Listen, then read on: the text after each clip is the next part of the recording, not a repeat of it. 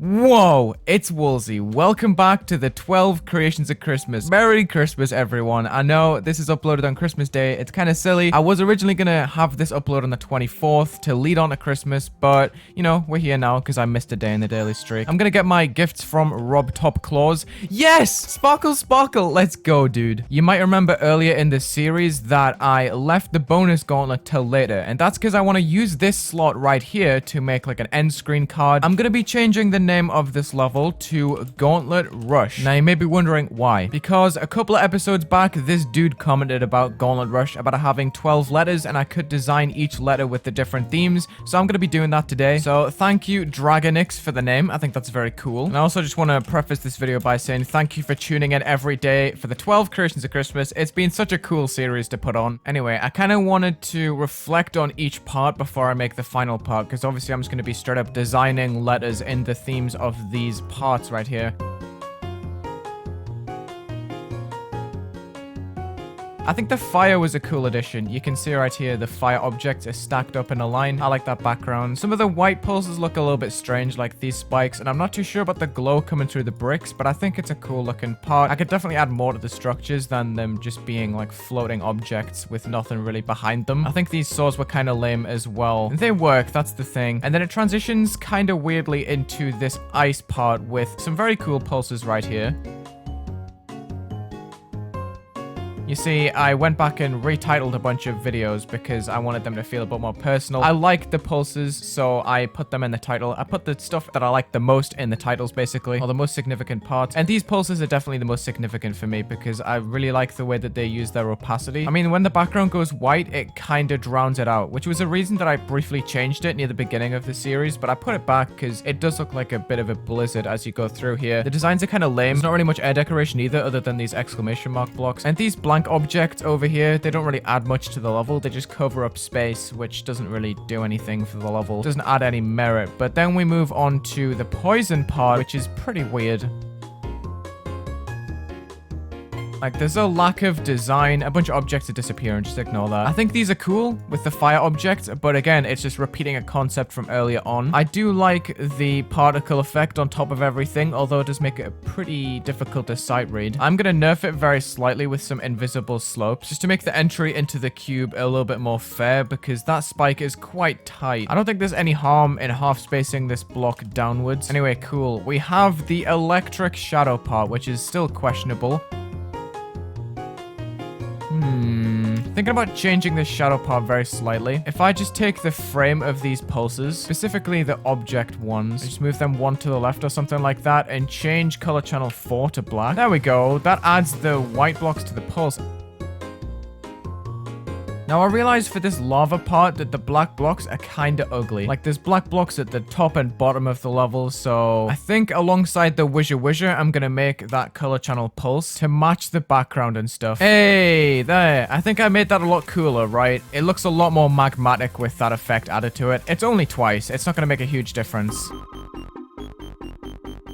Give me this pulse trigger. I'm gonna make a 0.1 hold with 0 fade time at all to like maybe a dark blue or something like that, just to make it feel a bit more cool. Then we can change it to a red towards the end of this part. So yeah, I definitely heard you when you said that the part was too dark and that you couldn't really see the blocks properly. Something I'm gonna do as well is change these spikes because they're pretty much invisible. Hey, okay, that looks a lot more tinted and more retro looking now, which kind of matches the whole number thing that's going on. Okay, cool.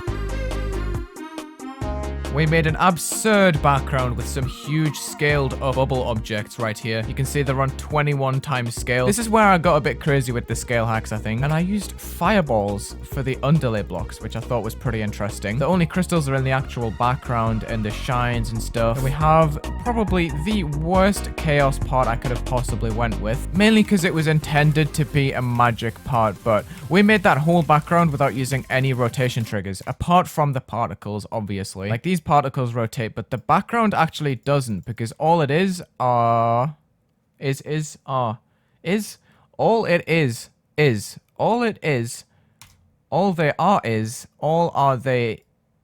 are these saw objects that just rotate every time. So they all have a minus 40-degree rotation, and that just starts as soon as you get to them. So it doesn't move at all. It's cool. Then we have these saws that are scaled up in such a way that their hitbox kind of gets trapped inside the blocks, and then the actual lines are not going to kill you. But that's all masked inside the object on a certain editor layer that I'm not going to be able to find. Is it 20? Yeah, it's 20. You see, I just made like little outlines around the object. Very cool.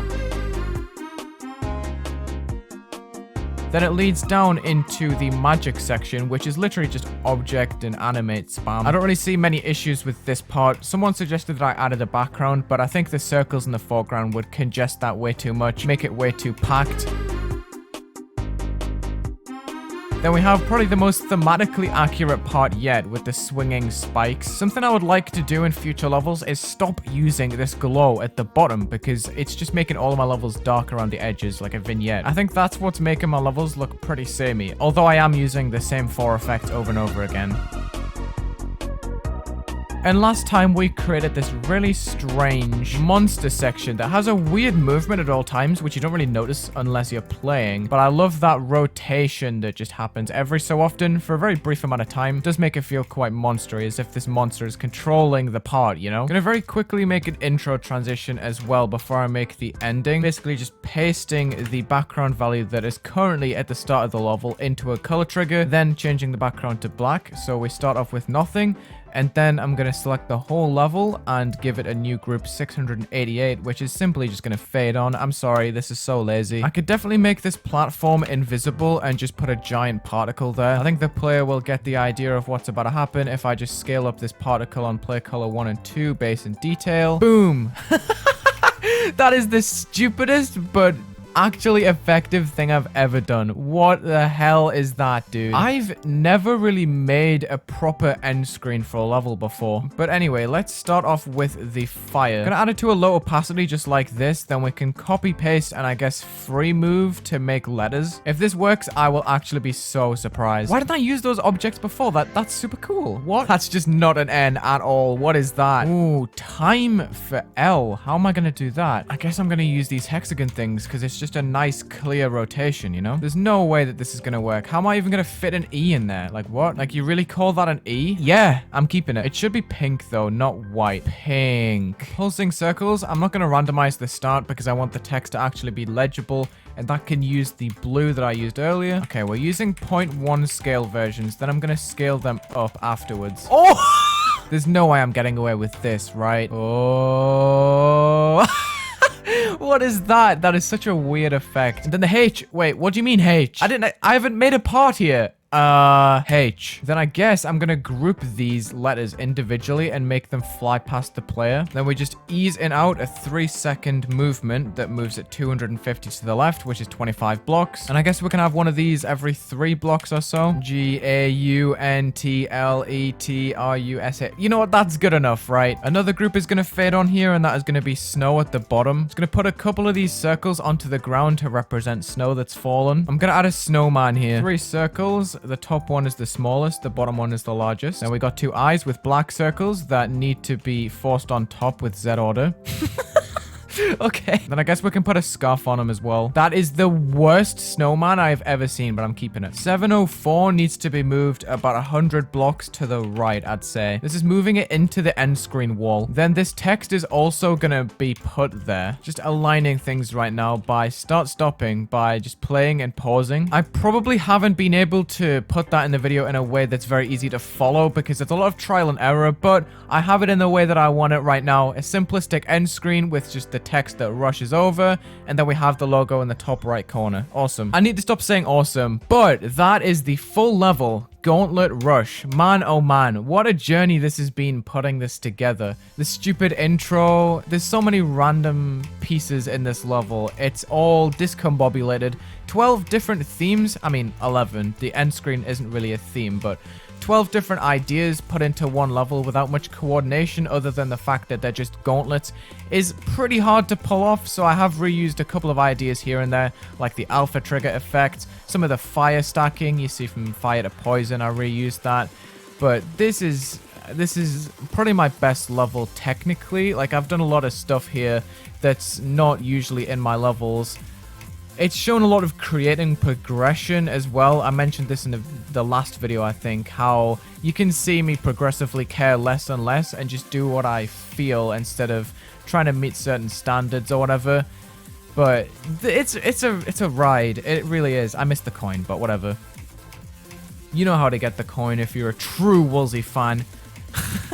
Anyway, oh my god. When I got the Effect Creator nomination a few days ago on the GD Awards, I was flabbergasted because, as you can see, I'm not the greatest creator in the world. I just like to show what I do, and I got popular, I guess. So, I would not be surprised if I come last in Effect again, because I'm just not at the same level as everyone else in the Effect category. But thank you so much for everyone that wrote me in as a nomination and stuff. I'm so glad that I've been able to pull off this series daily.